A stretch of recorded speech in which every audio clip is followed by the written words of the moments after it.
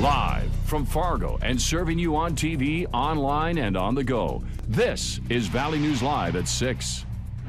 A safety concern for people in north-central North Dakota as firefighters are still battling a massive fire in northwest Minot. Crews responded at about 11 this morning to earth recycling and have some areas under control, but they say they're still not sure of how long it's going to take to put out the blaze. Right now, authorities say the wind is working in their favor, but the sheer size of the fire will take a significant amount of time to put out. They say what's burning is mainly aluminum, wiring, and a lot of flammable landfill material. Utility crews also responded to shut off electricity at the site. People in the path of the smoke have been urged to either leave the area or stay inside, along with their pets, to avoid possible toxic fumes. Firefighters say they've been too busy so far to investigate the cause. Crews are expected to remain on scene well into the night. Closer to home, police say an overnight car fire in South Fargo was intentional. It happened in an apartment parking lot in the 4800 block of 16th Avenue South.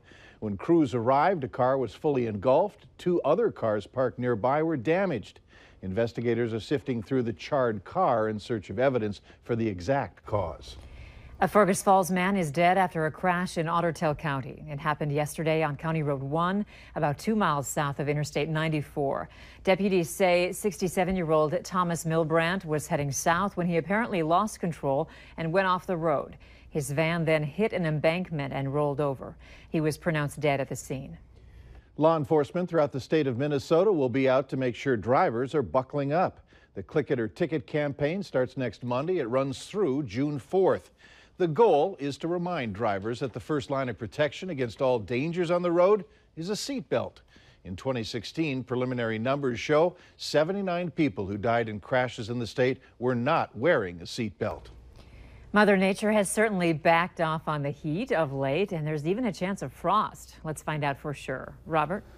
Yeah, but until we start seeing that frost, a very nice evening out there, albeit a touch breezy in a few locations. Lots of sunshine in most areas, and temperatures a mix of some 50s and some 60s. 64 right now here in Fargo, also 64 up in Grand Forks, 61 Gwinner, Wahpeton, and Fergus Falls. Winds still breezy, but they've been subsiding all day today. They'll become very light as we head through the overnight hours tonight. Just a few high clouds streaming through from time to time. Otherwise, we are seeing some sunshine, but those skies clear enough, the winds die down enough later on tonight that we will see frost advisory for those counties highlighted in blue. Now, Fargo, Moorhead not officially included in this, but if you've got some tender plants outside, you might want to protect them, or if they're in pots, bring them on inside. Here in Fargo, as we head through the rest of the evening, temperatures dipping down into the upper 50s by 8, mid-50s by 9. We bottom out in the 30s, but tomorrow a decent day before some changes as we head through the weekend. We'll detail those changes coming up in just a few minutes. All right, thank you, Robert. Local police are asking for your help in finding a missing girl from Breckenridge, Minnesota. The Cass County Sheriff's Office says 14-year-old Lena De Oliveira was reported missing last Tuesday. They say she is about 5'8", with brown eyes and bleach blonde hair. She has friends and family in Fargo, Moorhead, and Bismarck, and was last seen May 13th in the Dilworth area in an older white Pontiac Grand Prix with front passenger side damage. That car is believed to have Minnesota plates. If you have any information, you can call your local law enforcement. The major hospital in the Northern Valley wants to clear the air after they say their financial security was misrepresented in other broadcast reports. Valley News Team's Ryan Laughlin reports on the stability of Altru Hospital and why they're seeking over $100 million. Altru is seeking $115 million in bonds for a building project and to refinance existing debt. Initial reports have suggested the major healthcare hub in the Northern Valley might be dependent on this investment strategy, but Altru says that's not the case. That'd be incorrect. You know, this is a method of financing that makes fiscal sense to do, but if it didn't occur, we would still proceed on or what we're doing, and we'd just proceed down a different path. Altru says they were going to look for additional funds even before a structural failure at the main clinic caused it to shut down.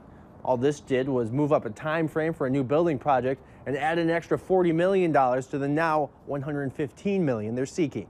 $75 million of the $115 will be used to refinance existing debt. The hospital says that will save them around $500,000 a year. This bond process isn't new to Altru.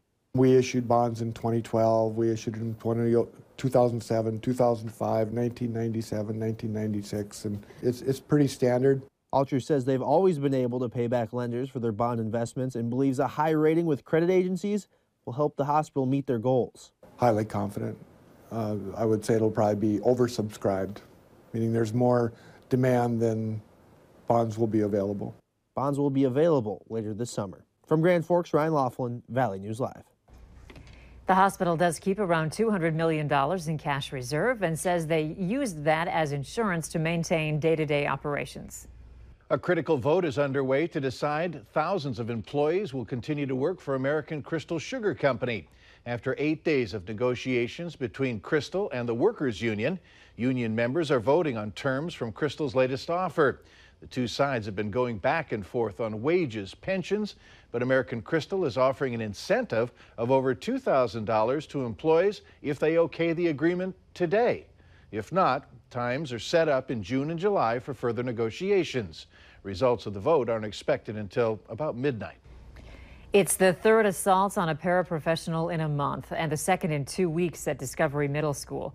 Another school day here in Fargo saw another para seeking medical treatment after a student assault. A whistleblower telling us that student was taken out of school by police, but officers haven't commented on that yet. A district spokesperson confirmed the attack, and this comes amid an impasse in contract negotiations between teachers and the school board. Teachers have been out in full force due to their concerns over classroom safety. The statewide teachers union telling us recent safety seminars for educators have been standing room only. Minnesota residents won't have to worry about trouble boarding flights next year, as Minnesota Governor Mark Dayton has signed a bill complying with Real ID. The state was the final holdout in meeting stricter federal ID standards. Lawmakers struggled for years to pass a bill raising the prospect of residents being turned away from domestic flights when the federal government requires the new IDs starting in January. The governor praised the legislature for finally passing what he called critical legislation. Its passage allows the state to get an extension to continue using standard driver's licenses until October of 2020. State officials expect to begin issuing the new IDs sometime next year.